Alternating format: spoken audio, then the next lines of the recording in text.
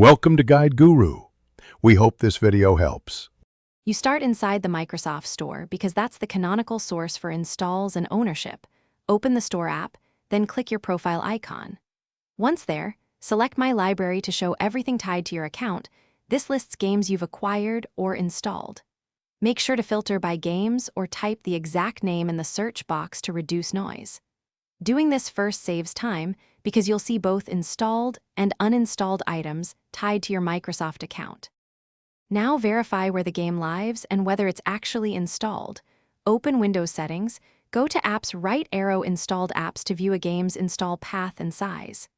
Meanwhile, the store's game page displays Install or Open and shows last update details. That tells you if it's present. If you use Game Pass, open the Xbox app because some titles install under a different folder. Once done, note the drive letter and folder so you can locate files or move the install if needed. Finally, locate the actual files. Open File Explorer and inspect program files, Windows apps, or the app's package path. You might need admin rights to view Windows apps. If the game isn't visible, try WS Reset. EXE, sign out and back into the store, or reinstall. This forces the store to re-register packages. For Game Pass games, reset the Xbox app and confirm Xbox game services are running and the storage drive is mounted. If issues persist, reinstalling ensures a clean registration and consistent file paths. Thanks for watching.